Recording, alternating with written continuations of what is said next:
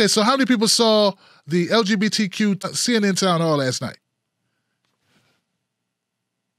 I can't raise my hand. I didn't watch all of it. I just watched pieces. Man, they had everybody up there, man. Well, not everybody. They had like 8 people. And none of those people were named Tulsi Gabbard or Andrew Yang or Bernie Sanders. So I didn't have that much of an inclination to watch it, I'm going to be honest with you. I mean, come on. If you don't have those 3, is it really a debate? I'm just saying. So anyway, is it, what the? Yeah. The hell was that? It's crazy. This is going to bug me the whole night. I let that go free into the spider land. All right. No, Tim, you can't do that.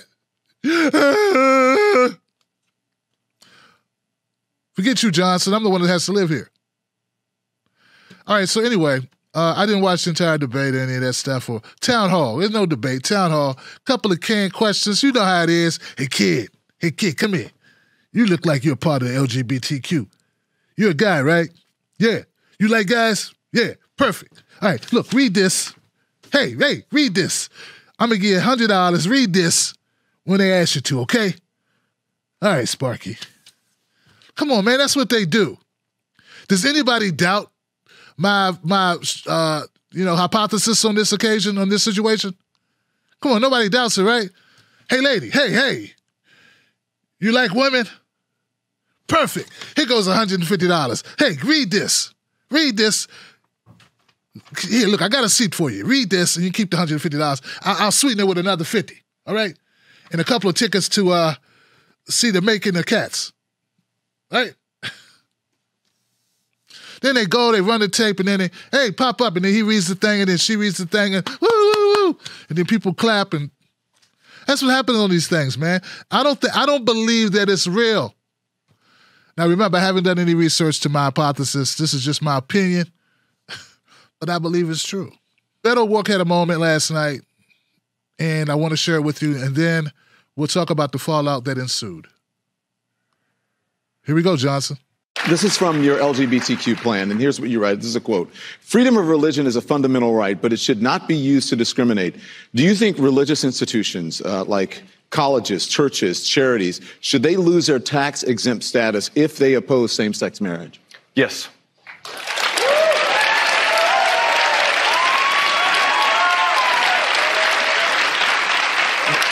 There can be no reward, no benefit, no tax break for anyone or any institution, any organization in America that denies the full human rights and the full civil rights of every single one of us. And so as president, we're going to make that a priority, and we are going to stop those who are infringing upon the human rights of our fellow Americans. Congressman, thank you.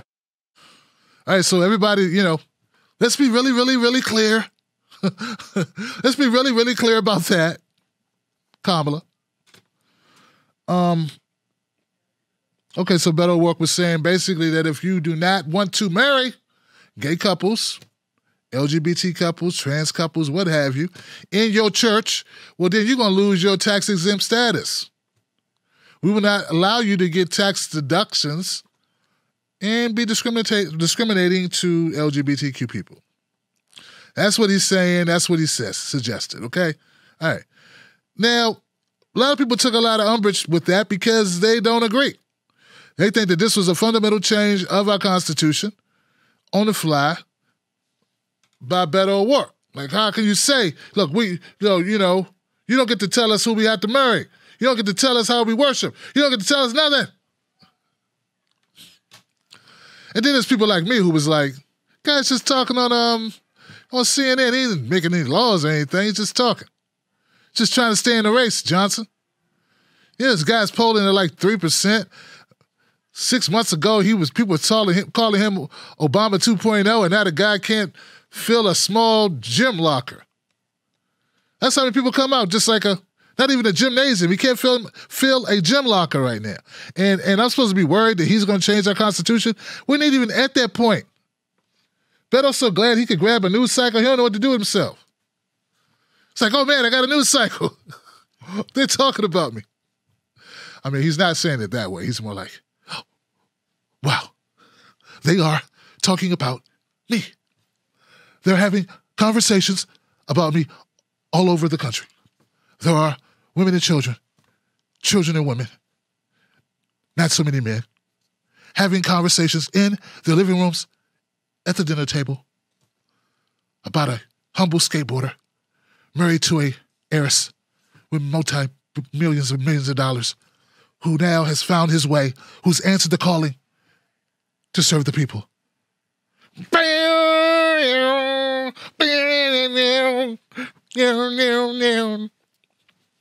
I am Beto. Heavy metal Beto. Yeah. Curse words, curse words, curse words. I'm relevant again. So, Beto O'Rourke, yeah, I'm not, but some people took what Beto said, they took it to heart. They made it, to some people, it was fighting words that Beto said this thing. One of those people is diminutive, pint-sized powder puff, angry baby, conservative dust bucket, receptacle, the penguin's little nephew gone poopy in his diaper, the sawed-off chauvinist, the bewildered, bigoted bottom feeder, Ben Shapiro. Here we go. In other words, if you're a church, you're not infringing on anybody's rights. You're just saying you can't come here for your marriage. Go to the church down the street. You're a religious school. You're saying, listen, you want to learn about gay rights? Go to the public school down the street. Okay, you want to learn about gay rights? You can just go to that secular atheistic crossroads school in Santa Monica. Like, enjoy yourself. That's your problem. Go enjoy. Fine. You're not infringing on anybody. Your mere existence is an infringement, according to Beto O'Rourke. The institutional existence is an infringement on liberty, according to Beto O'Rourke, and you must be shut down. You want a culture war in this country? You damn well have it, Beto O'Rourke. You want a culture war in this country? You want this country to come apart at the seams? This is how you do it. Because I promise you, if you come to tell me that you're going to indoctrinate my kids in particular policy and that I can't pull my kid out of the school and send my kid to a school I want to send them to, that I can't go to the church or synagogue that I want to go to, and if you make that national policy, not just California policy where I can move, but national policy, people are not going to stand for that. They're not going to stand for that. And if you send a truant officer to remove my child, I have two choices at that point, right? If I have no place to move because you've now made this national federal policy, I now have two choices. One is to leave the country utterly. Two is to pick up a gun. Those are the only choices that you have left me. And now people are like, oh, this is, how could you say stuff like that? How could you be so extreme? It's not extreme to defend the fundamental rights the Constitution was created in order to protect. These rights pre-exist government. My right to raise my child in my faith is my right. That is a First Amendment right. There's only one reason the government exists, to protect those rights, not invade those rights. It is my right to raise my child with the moral precept that I find to be beneficial for my child. Beto O'Rourke does not get to raise my child. And if he tries, I will meet him at the door with a gun. That is insane. That is insane. If he tries to remove my child from my home, well, he's not suggesting that. Where do you think this goes? What do you think the next step is? Calm down, son of Hades. Boy, listen to this guy talk tough. Come on, guys. This is what we're talking about. He's talking about getting guns. He's talking about, I'm meeting somebody at the door with a gun because they want to take his kid. I want to figure out, maybe I'm missing something. How do we get from, hey, if you want to let gay people like go to your church, then you're going to lose your tax exempt status. How do we go from that to Ben Shapiro shooting truant officers on his doorstep? And how old is Ben Shapiro anyway? Truant officers sound like something back in the 50s. Come on, man. Nobody's going to look for these kids, man. They don't show up to get marked absent. Nobody's looking for them. Nobody rounding them up. Hey, Sonny, don't you got somewhere to be? He looks as he's talking like he's as old as he looks. Hey, you, hot shot. Hey, Bub, aren't you supposed to be in school? Oh, listen, mister, we just went down to the lake to catch some fish. We ain't bothering you. Mind your business, mister. Oh, you little whippersnappers, you better get on to school. I'm going to tell your father. Oh, please, Mr. something, something, something. Please, Mr. Please don't tell my pa. What kind of world do you come from, Ben Shapiro? Nobody wants your snotty-nosed ass kids. If Beto O'Rourke comes to take my kids, I'm going to get my gun and blow my own head off. Come on, Ben, we know you're not a shoot, man. If somebody comes to get my kids, I'm going to take my gun and accidentally shoot my dog. I'm going to go get my gun and have a firearms accident. Oh!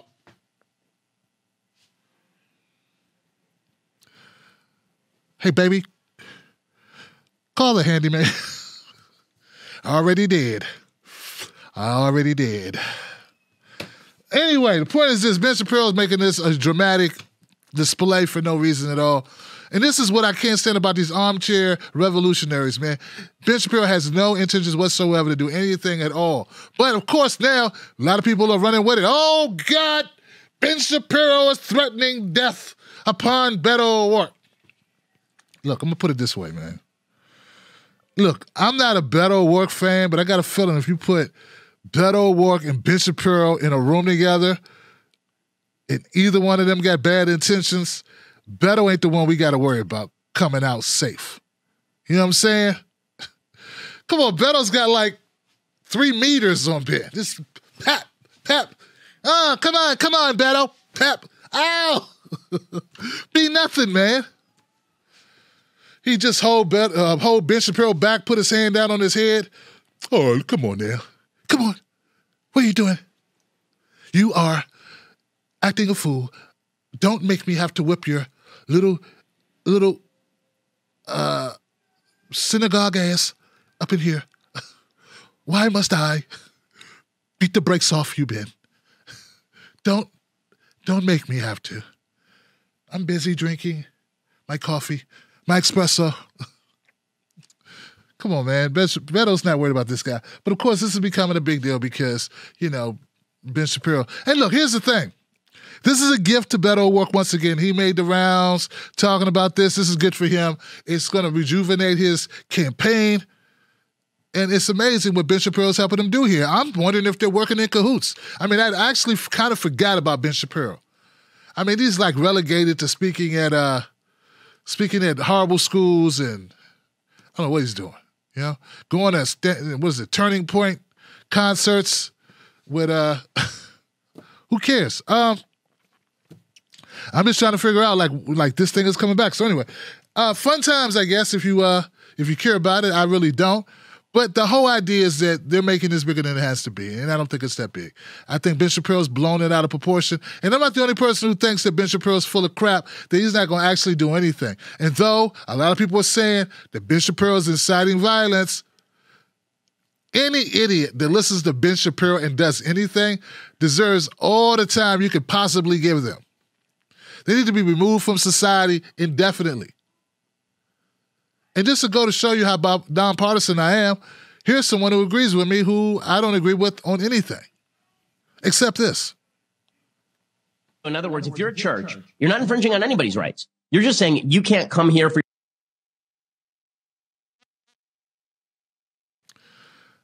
Dark Mice said this. Despite his rant, Ben Shapiro's not going to pick up a gun. Neocons never put themselves at risk by fighting their own battles. They get others to do it for them while virtual signaling from the sidelines how good the cause is. Yeah.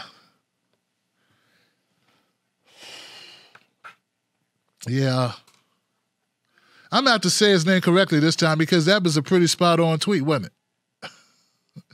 Mark Dice was right. Hey, man, sometimes when you're right, you're right. We got to be able to give it up for people when they're right. And he's right. Ben Shapiro's not going to do anything. Nothing. This is all bloviating from the little backstabber that he is. Trying his best to get in the spotlight, overinflating a call for churches to be more open. And look, I don't expect this to change. Look, instead of saying you're going to get a gun and you would have no other recourse, how about you just use the laws that are there, Ben? Man, that must be nice being a little Jewish guy who can make threats. Imagine me making a threat about getting a gun. Oh, man, see, with me, they think I'd be able to do it. You know, I make a threat about getting a gun, it's a wrap. I'd be just like this. Welcome to the Tim Black Show. And people in the cell be like, sit down, man. You ain't on the internet. We see you right here. Now tell us some jokes. Do Cory Booker. Well, listen, all this time I've been the mayor and now I'm a senator. Oh, man, do somebody else. Do somebody else. We don't want to hear that. Do Obama. Well, listen, sometimes you gotta fight. You gotta stand up. Don't boo, vote. Come on, Michelle. Give me some wings. Give me some wings. Point is, Ben Shapiro can make these calls, these claims, these threats, whatever you want to call it, but let somebody like me make them and then it's all over. When I say somebody like me, I mean somebody Black Johnson. No one's afraid of Ben Shapiro. You know? One of my callers, Stone Dave from Stone Mountain, West Virginia, yeah, they believe him. Let Bo from the fifth column, let Bo make those threats. Oh, my God, they be breaking in Bo's house. It's not just white and black, is it? It's got to be the right kind of white. And Ben Shapiro's dad is like a big-time movie director or something, never worked a hard days in either one of their lives combined. Combined, Johnson. You must believe you're going to start a revolution? Sit your ass down. Start a revolution to go eat some Hebrew National hot dogs. Get out of here. Go tell Larry King I said. Anyway. Ben Shapiro's full of hot air. He's not going to do anything. And the calls for him to be arrested are over the top. He's an idiot. And I don't think he's inciting violence. I think he's just an idiot trying to get a news cycle. So calm down, guys. So, and believe it or not, Ben, I'm on your side in a way because I'm not calling for you to be arrested. I'm not calling them to cancel you. But you do suck. I don't like you. And yeah. All right, next story.